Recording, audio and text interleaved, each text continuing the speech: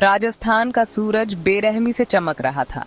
Professor Mehta के पतले बाल पसीने से चिपके हुए थे। अरे हम वहाँ पहुँचे क्या? उन्होंने बुदबुदाते हुए अपना चश्मा ठीक किया।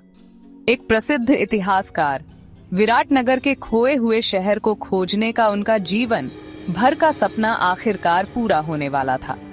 उनके बगल में डॉ शर्मा, एक उत्साही पुरातत्वविद जो रोमांच की प्यासी थी, अपने नक्शे को देख रही थी। धैर्य रखो प्रोफेसर, मंदिर इस पहाड़ी के ठीक पीछे होना चाहिए। उसकी आंखें उत्साह से चमक रही थीं, सदियों से छिपे हुए खजाने को खोजने के लिए उत्सुक।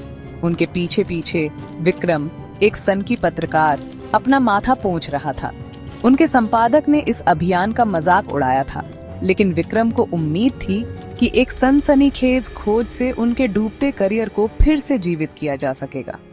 उसके पीछे माया, एक प्रसिद्ध फोटोग्राफर, इतिहास को कैद करने के लिए तैयार, अपने कैमरे के लेंस को एडजस्ट कर रही थी। पीछे पीछे उनका स्थानीय गाइड बूढ़ा रहीम प्रार्थना कर रहा था।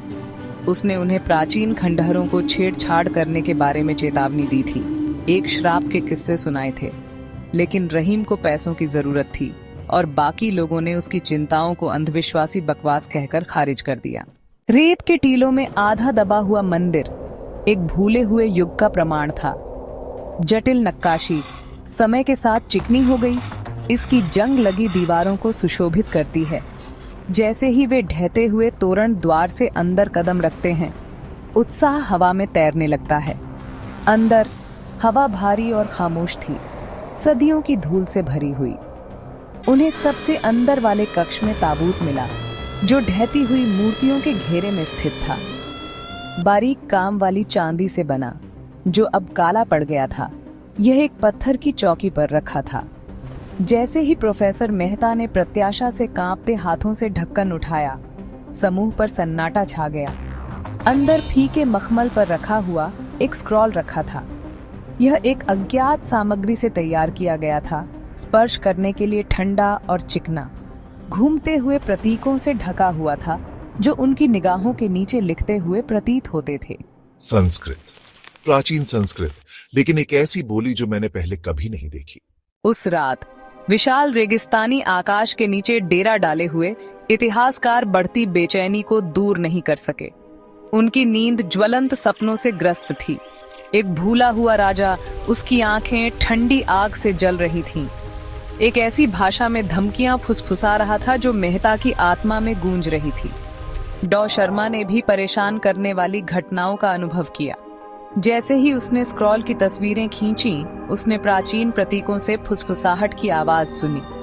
वे लंबे समय से निष्क्रिय शक्ति के बारे में बात करते थे, जो उजागर होने की प्रतीक्षा कर रही थी।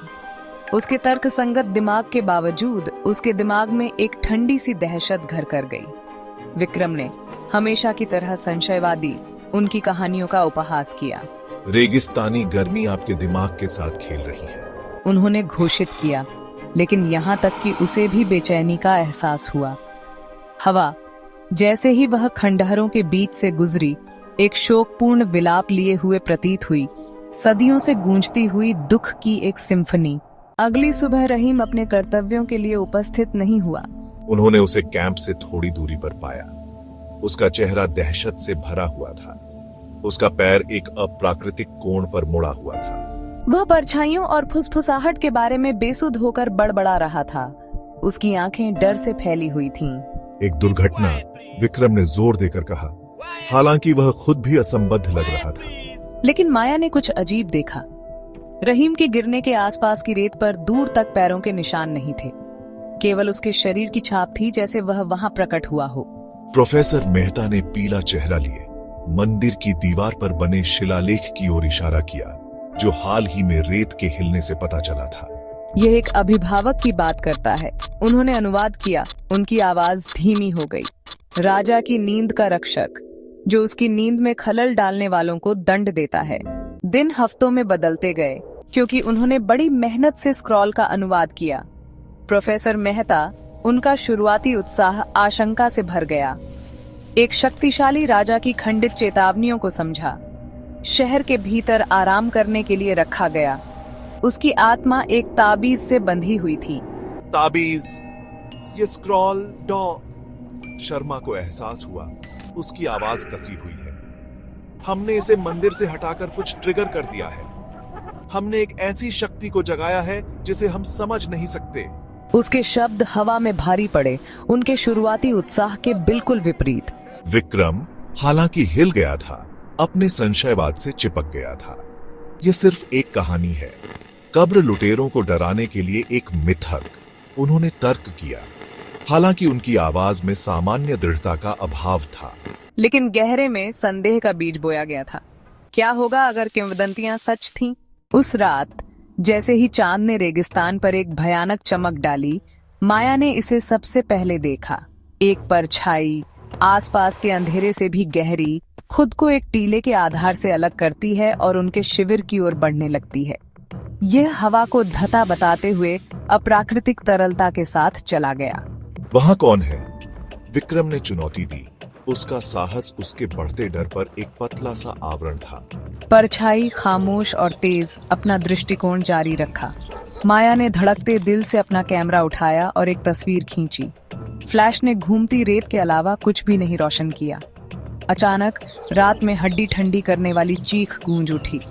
हवा जो पूरी शाम शांत थी, प्रतिशोध के साथ उठी, रेत को उन्माद में बदल दिया। तंबू फट गए, आपूर्ति बिखर गई और शोधकर्ता, उनके चेहरे दहशत से सने हुए थे, एक साथ हडल्ड हो गए, क्योंकि रेतीला तूफान उन पर उतर आया था। रेतीला तूफान उनके चारों ओर गरज रहा था। एक उग्र जानवर चांद और सितारों को मिटा रहा था।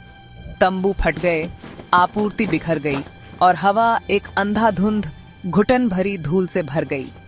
समूह में दहशत फैल गई, क्योंकि रेगिस्तान एक बार आकर्षक, एक घातक विरोधी में बदल गया। हमें यहाँ से निकलने की जरूरत है, डॉ। शर्मा चिल्लाई। उसकी आवाज हवा के रोष से मुश्किल से सुनाई दे रही थी, लेकिन तूफान ने उन्हें भटका दिया था। उनके सावधानी पूर्वक खींचे गए नक्शे हवा में खो गए थे। वे रेत के समुद्र में बह रहे थे, तत्वों से प्रभावित थे। प्रोफेसर मेहता स्क्रॉल को अपनी छाती से लगाए हुए, घूमते हुए अराजकता के बीच आंख बंद करके ठोकर मार रहे थे। वह अपनी जीभ पर डर, तेज और धात्विक स्वाद ले सकता था। क्या वे अपनी महत्वाकांक्षा से इतने अंधे हो गए थे कि उन्होंने अपने नियंत्रण से परे एक शक्ति को जगा दिया था? जारी रहेगा।